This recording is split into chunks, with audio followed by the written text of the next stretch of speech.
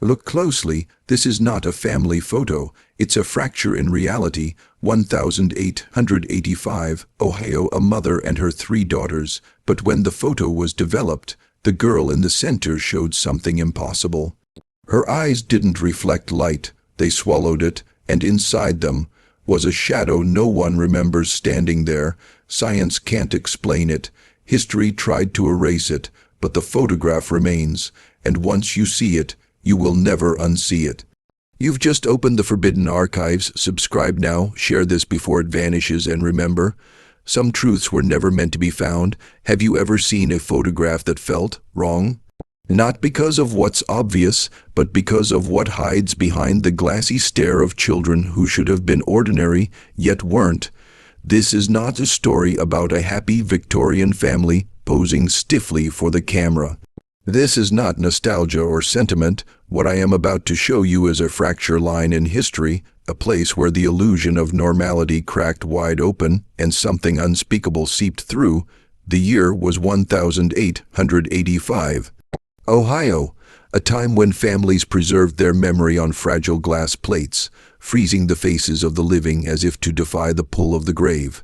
In one such image, a mother stands with her 3 daughters, triplets, they were said to be. Identical, dressed alike, their hair tied with the same ribbons, perfect, eerie symmetry. At first glance, it is nothing more than that, a quaint relic of another century. But when collectors, decades later, began to study the photo closely, they noticed something unnatural. Something in the eyes of the girl in the center. Something that science, even now, cannot explain. Her pupils, magnified beneath the grain of the old photograph, did not reflect light the way human eyes do. Instead, they absorbed it, swallowing it whole, as if the camera had captured a void where a soul should have been, and worse, there was a shape reflected in that darkness, a shadow no one in the room remembered standing there. A presence. The photographer's journal, preserved by chance in a local archive, described the session with a single, chilling note. 3 entered, only 2 left the room. What did he mean? The records say the girls grew up together, yet their parish logs contradict this, sometimes listing 2 daughters, sometimes 3, as if reality itself flickered back and forth. Neighbors whispered that the family's home was cursed, that they had invited something into their bloodline. And in time, tragedy followed. The father vanished. The mother's hair turned white overnight. And the daughters, those who survive, refused ever to be photographed again. But the image remained, silent, waiting, and the more you look at it, the more you feel it looking back. They called them the miracle children of Ohio, but the word miracle has always been a mask for what people fear to name. In small towns, rumors ripple faster than truth. Some swore the triplets were touched by God, others whispered they were a punishment. The birth itself was strange. Parish records show no midwife was present.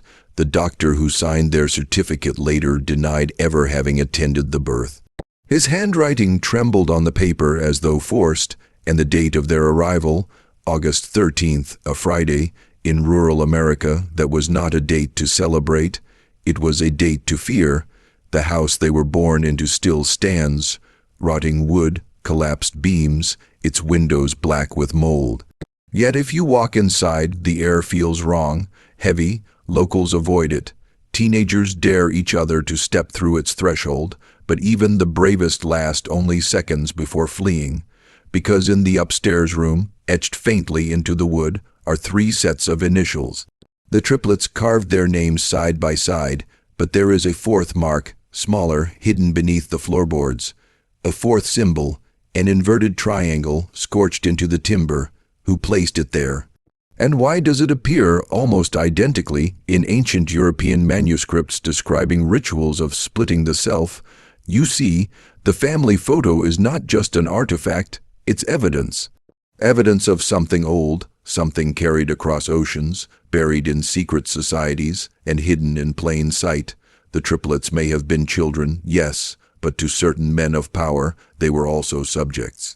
Experiments in duplicating identity, in fracturing the soul, in seeing how far flesh can be divided before it ceases to be human. The photograph is not the beginning, it is a record of something that had already begun long before. And this is why you must understand what you are about to hear is not superstition, not folklore. It is a pattern, a system, a test repeated through history across empires and institutions, always hidden, always denied. When you study enough suppressed history, you start to notice the same symbols resurfacing, the same faces, the same rituals repeating like an echo through centuries. The Ohio triplets were not unique. They were not an isolated curiosity. They were part of a lineage of controlled experiments, masked as miracles, celebrated in whispers, but never allowed into the public record. Look at medieval manuscripts, where illustrations of triple children appear alongside alchemical diagrams. Look at the accounts from plague-ridden Europe, where mothers claim to birth 3 at once, only for one child to vanish before baptism. Always, there is a missing piece. Always, there is one that does not belong. Science will tell you it is error. Mythology will tell you it is omen. But power knows the truth. It is method. A method used to fracture human identity, to split consciousness into mirrored forms, to bind one child to another in ways we cannot comprehend. The photograph, that frozen moment in Ohio, was not the result of chance. It was the continuation of an older pact, one that families entered willingly or unwillingly, to be studied, drained, and used. Do you think the camera was invented to preserve memory, or was it designed to capture something far older, the soul itself, suspended in light and shadow? Why do you think so many of the earliest photographs are of children, of the dead, of families posed in stiff silence? Because those were the experiments, those were the records. The triplets photo is not haunted, it is controlled, it is a cage, and when you look into it, you are not simply seeing history, you are stepping into a system designed to watch you back. The deeper you go, the more you realize history is not what you were taught. It is what you were permitted to believe. Official records list the Ohio triplets as ordinary, but the truth is in the contradictions. One census marks 3 daughters, the next only 2, then 3 again, entire years missing as if erased. This is not clerical error. This is manipulation, because identity itself can be rewritten. Families can be silenced. Generations can be trained not to remember. That is the true machinery of power, not guns, not armies, but memory itself. Think about your own childhood. How many of your earliest memories are real, and how many were told to you in stories, in photographs, in carefully chosen fragments? How much of what you believe about yourself was given to you, shaped for you, decided before you were old enough to resist? The triplets are a case study, a reminder that what you think you know about yourself, your nation, your history, may not belong to you at all. It belongs to those who write it, those who edit it, those who erase it. This is why the photograph matters. It is not just an image of 3 girls. It is a mirror of how control operates, subtle, quiet, insidious, so normal on the surface, so horrifying beneath. And once you see it, you cannot unsee it. Let me take you deeper, because the Ohio photograph was not buried, it was circulated. It appeared in obscure journals, in the collections of secret fraternities, in archives never shown to the public. And in those circles it was studied, not for art, not for nostalgia, but for power. You see, the triplets represented a perfect triad. In ancient systems of control, the triad is sacred. It is the formula for splitting will into 3 parts, one to obey, one to rebel, one to observe. Divide a soul, and you divide a people. Divide memory, and you erase resistance. Divide history, and you build empire. The mother in the photograph was not just a parent. She was a vessel, a chosen one, carrying a lineage meant for dissection. And when the photograph was taken, it was not merely a family portrait. It was documentation, proof that the experiment continued. What happened to the triplets afterward? Some accounts say 2 grew old in silence, while the 3rd vanished entirely. Others say all 3 died young, their graves unmarked, but none of that matters. What matters is the principle, the splitting of self, repeated again and again across history, until men forget who they are and what they were meant to be. And you must ask yourself, if they could fracture a family in 1885, What do you think they can do to nations in 2025? There is something you must understand about photographs. They are not passive. They do not simply record light. They hold, they retain, they carry a residue of the moment, a fragment of time, a sliver of energy. The early inventors of photography knew this. They called it fixing the image, but in whispers they called it fixing the soul. The Ohio triplets were captured in this way. Not frozen in innocence, but bound. That is why the center child's eyes reflect void instead of life. She was not posing for a camera. She was being sealed inside it. This practice was not uncommon in the 19th century. Wealthy families often requested post-mortem photographs, believing they trapped the spirit. What no one told them is that this ritual extended beyond the dead. The living, too, could be trapped. A photo could siphon vitality. Now, imagine what happens when a child already split, already fractured into three, is bound into an image. The reflection becomes a prison, a record, a spell. Look long enough, and you begin to feel its weight pressing back. This is not superstition, it is psychology. The photograph rewrites memory. The photograph teaches you to see what they want you to see. And in Ohio, in 1885, the photo of the triplets became more than an artifact. It became a weapon, a quiet one, the kind that works slowly, the kind that shapes reality itself. History repeats itself not because men forget, but because men are trained to forget. The triplets are a small story, yes, but within them lies the entire architecture of control. Think of the principle: take something whole, divide it, manipulate each piece until the original unity is gone. This is what institutions do to nations. This is what ideologies do to men. Your attention is fractured, pulled in 1,000 directions by media, by entertainment, by endless noise. Your will is divided, obedience here, rebellion there, all while a third part of you watches, paralyzed. Does this sound familiar? It should, because it is the same formula used on those children in 1885. They were not triplets. They were the symbol of a method. And here is the most dangerous truth. That method has not disappeared. It has only grown more subtle, more refined, more total. Every time you see history rewritten, every time you are told to doubt your own memory, every time you are distracted from your purpose, remember the photograph, remember the hollow eyes, remember the missing child. Because what was done to them is being done to you. The family itself did not escape. No one ever does. The father, once a respected tradesman, fell into ruin. Records describe sudden confusion of the mind, voices that were not there, violent episodes at night. Doctors called it madness, neighbors called it possession, but those who studied the photo believed it was neither. They believed his mind was the cost, the offering required to keep the triad stable.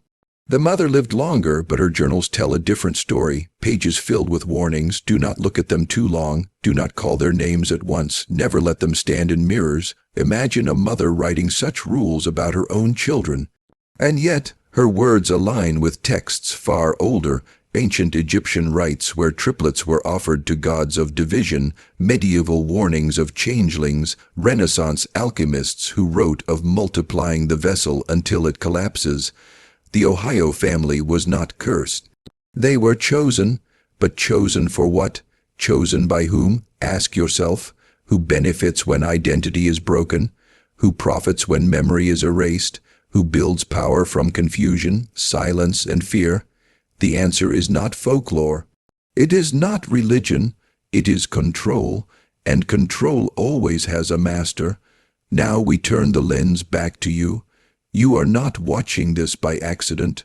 You are here because somewhere in you, the fracture has already begun. You sense that the stories you've been told do not add up. You feel that history is not what it seems. You know that something has been hidden.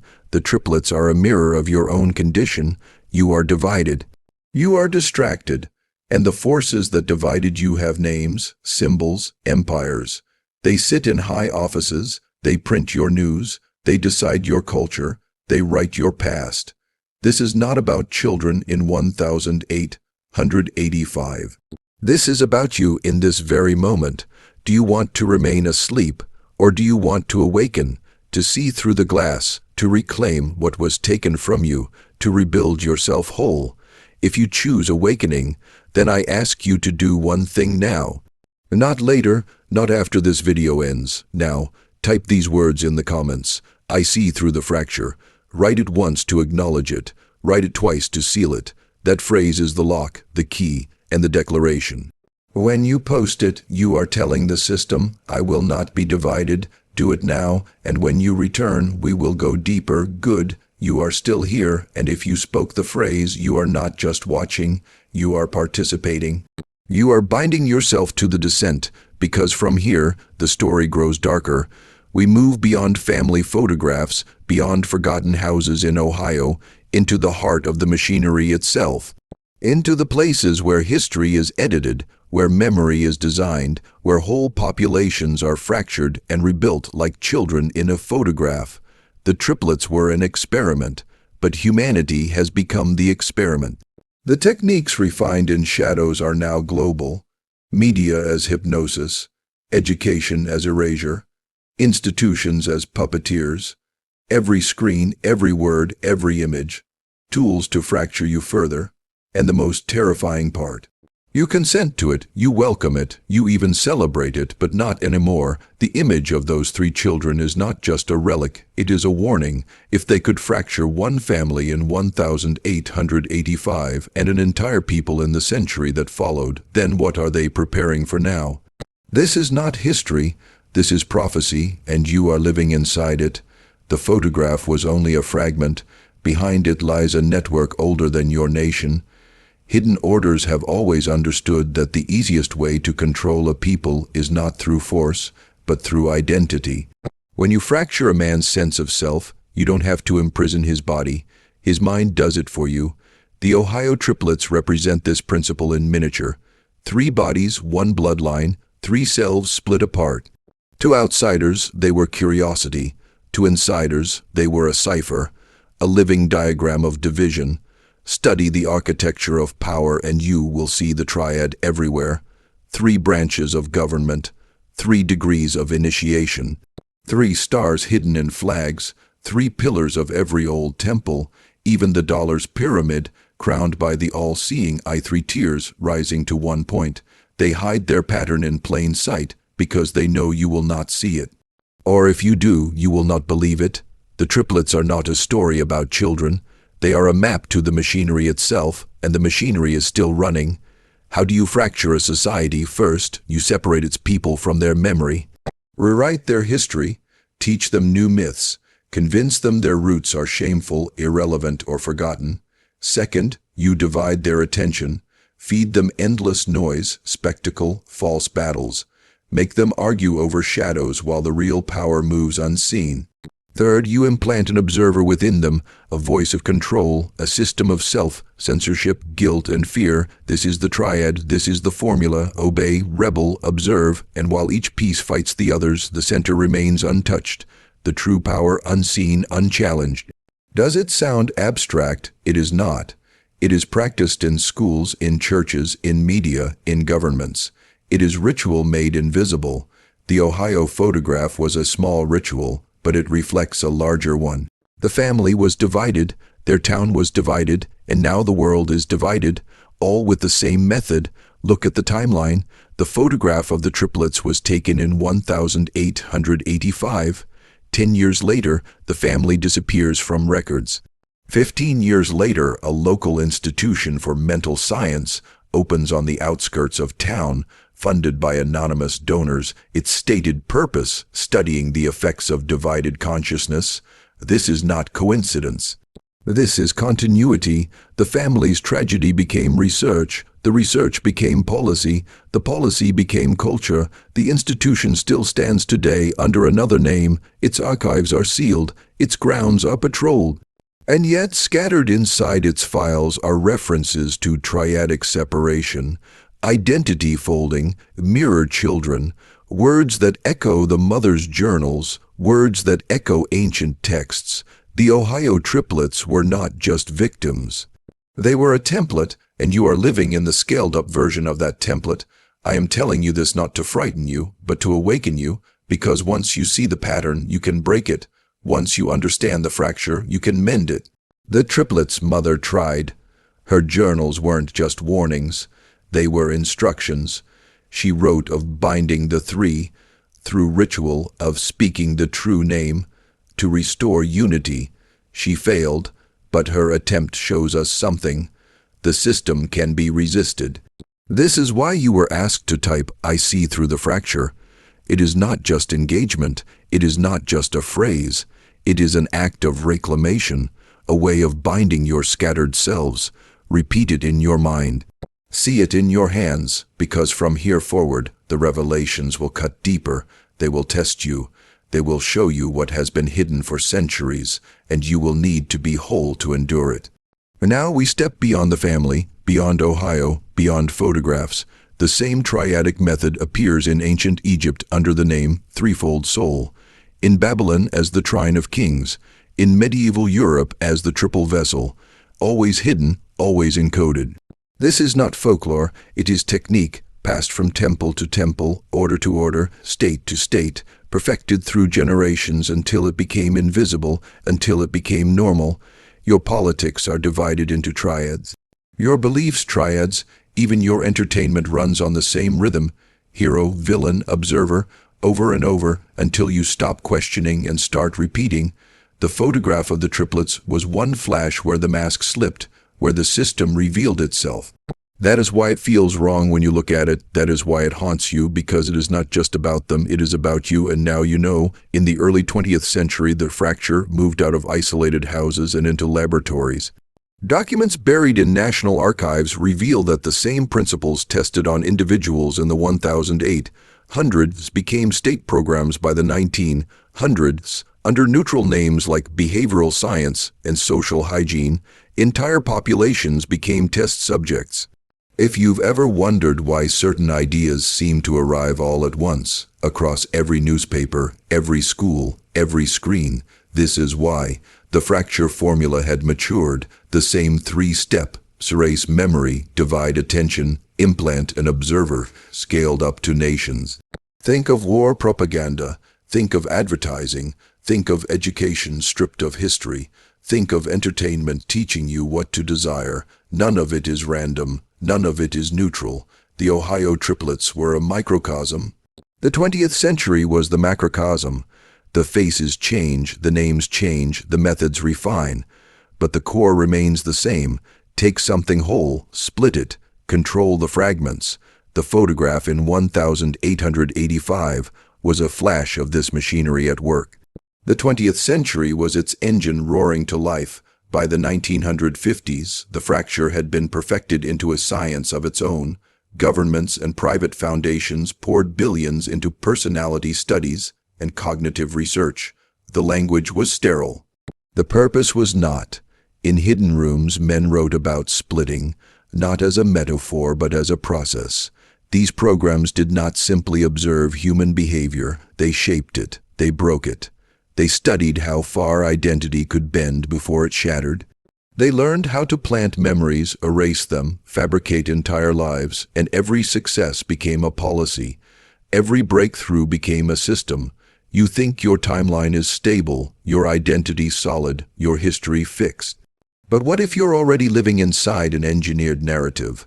What if the story of who you are, your likes, your fears, your enemies, was designed for you long before you had a choice?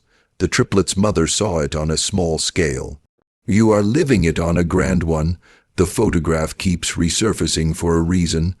Collectors and archivists who have handled it report the same thing. Dreams of mirrors, of children whispering, of being watched. Is it superstition, or is it the afterimage of the original experiment echoing through whoever touches it? A man in the 1970s claimed he found a second image from the same session. This time only two girls, the mother's hand gripping something unseen.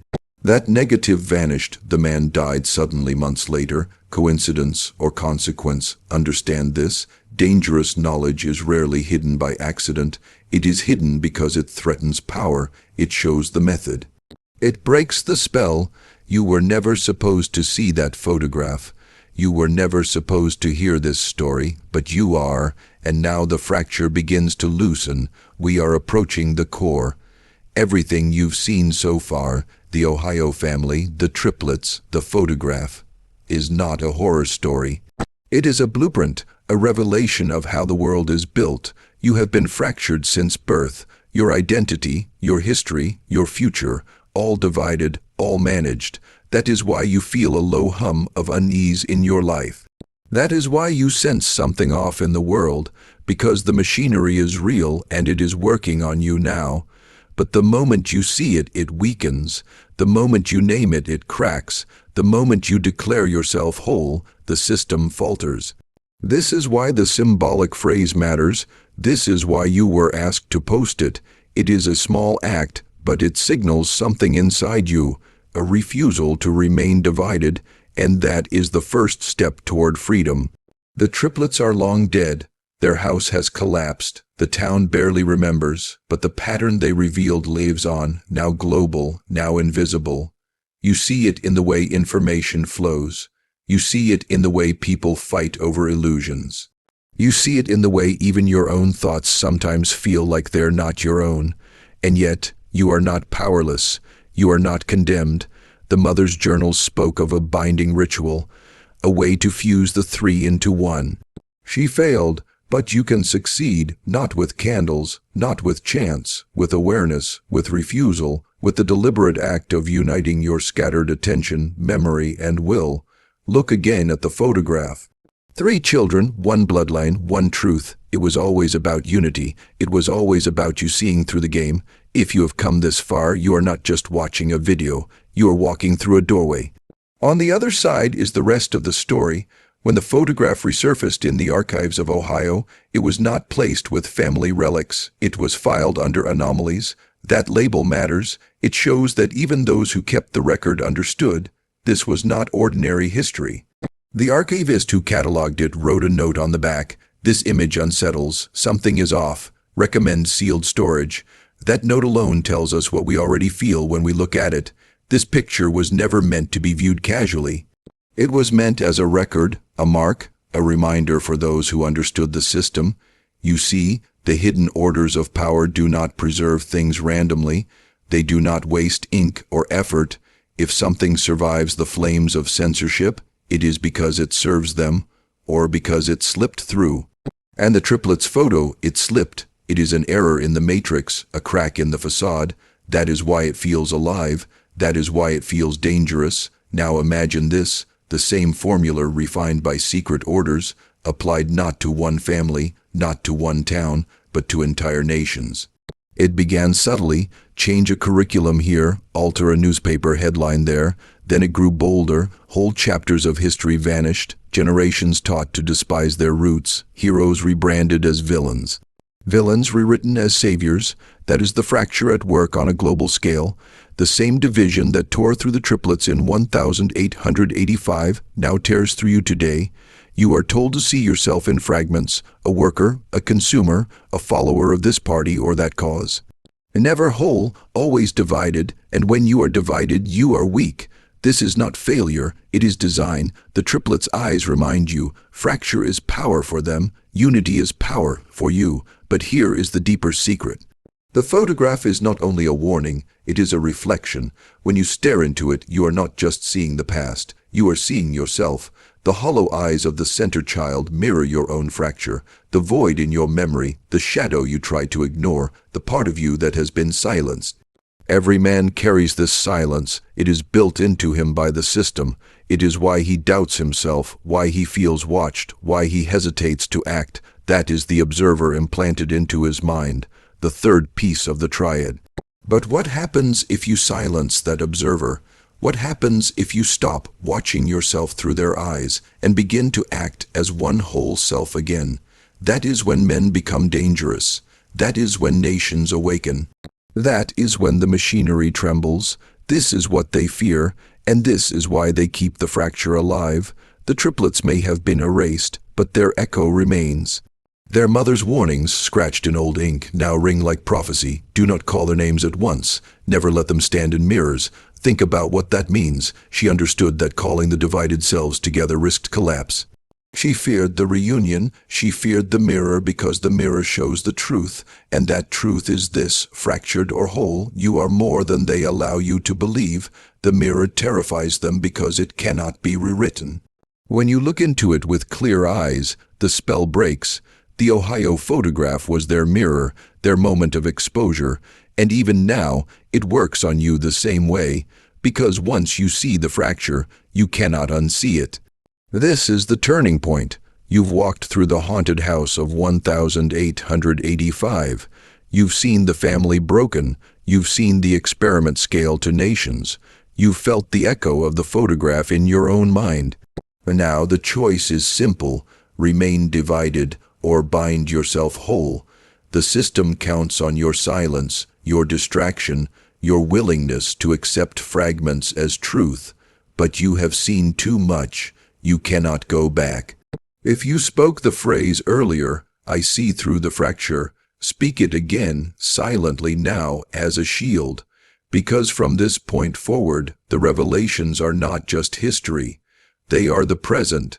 They are the forces surrounding you right now, reshaping you in ways you cannot ignore. And when you hear them, you will understand why this story has been buried, because the triplets were not the end. They were the beginning. By the mid-20th century, the fracture had a new name: behavioral modification.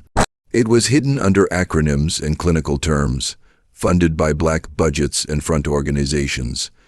It wasn't just about children anymore, it was about populations. Men in suits wrote cold reports on how to splinter human will. They used war to test it. They used media to refine it. They used schools to normalize it. Every discovery first tested on a few, now scaled to millions. You think of MK-style projects as conspiracy folklore. They are not. The documents exist. Programs that shattered identities, created false memories, implanted commands. What began as whispers in Victorian Ohio became policy in Washington, London, Moscow. The triplets were a proof of concept. The world became the laboratory, and today the lab surrounds you. If you want to understand the world you live in, study how the system feeds you images, endless photos, endless videos, algorithms selecting what you see, when you see it, how you feel about it. Each picture, each clip, is a little photograph of the triplets designed to trigger a reaction, to fracture your focus, to implant a suggestion. You scroll, you consume, you repeat. You think you're choosing, but the images are choosing you. They're shaping your memory, dividing your attention, implanting the observer inside you. This is not an accident. It is an evolution, the same ritual of 1885, scaled to infinity, streamed into your hand. That is why you must become conscious of what you see. That is why you must look differently, not with the eyes they trained in you, but with the eyes you were born with before the fracture. Because the triplets' photograph was never just about them. It was about teaching you to question every image you are given. In sealed archives, you will find references to mirror protocols. In unredacted footnotes, you will see triplet appear as a code word for identity splitting. These are not coincidences. These are breadcrumbs. Every time you feel déjà vu, every time a historical event seems eerily similar to 1 decade earlier, every time you sense that public opinion shifted overnight, you are feeling the protocols at work. They fracture time as easily as they fracture minds. What happens when a people's history is rewritten every decade? They lose continuity. Without continuity, they cannot resist. Without resistance, they can be remade. The triplets' family was remade, their father erased, their mother silenced, their daughters divided. Now the same process is applied to you, but here's the key: once you see it, you can step outside of it. Awareness begins the reversal. The system hides its methods in plain sight, coded as entertainment, symbolism, ritual, triads in films, in logos, in institutions, the all-seeing eye staring from your currency. The pyramid rising in 3 tiers, the constant repetition of 3, hero, villain, observer, Thesis, antithesis, synthesis. It is not superstition. It is structure. It is the architecture of control. Why do you think secret orders call themselves fraternities? Why do you think they use degrees of initiation, 3 at a time? Because they understand division and reunion. Because they know unity is dangerous, but controlled unity is power. The Ohio photograph is a leak of that architecture, a family portrait as blueprint, 3 bodies, 1 bloodline, 1 shadow in the center. And when you stare at it long enough, you start to recognize the same shadow everywhere. Now we arrive at the threshold. Everything you've heard so far, the children, the photograph, the triad, the institutions, is not a ghost story. It is a survival manual. You are living inside the system the triplets revealed. Every screen, every headline, every choice, engineered to keep you fractured. But the very act of hearing this breaks the pattern. It forces the hidden into the open. It pulls you out of the trance. That is why dangerous knowledge is buried. That is why stories like the Ohio photograph vanish. Because once a man sees the fracture, he can no longer be controlled. He begins to bind himself whole. He becomes unpredictable. He becomes sovereign. You are at that moment now. The next sections will not just show you history. They will show you the door. The photograph began as a curse. It can end as a key. Most people stop at the edge. They hear whispers of control, of hidden orders, of ancient codes, and then they turn away because the truth feels too heavy. But you've stayed. You've followed me through the fractures. That alone marks you as different. The triplets' photograph is no longer a mystery. It's a mirror. The 3 girls were not just 3 children. They were 3 states of you, the self you show, the self you hide, and the self that watches. The system feeds the first, it manipulates the second, but it fears the third, the witness. That is why all its rituals are built around 3s. That is why all its symbols point back to division and reunion. Once you realize this, the Ohio photograph becomes more than evidence. It becomes a warning.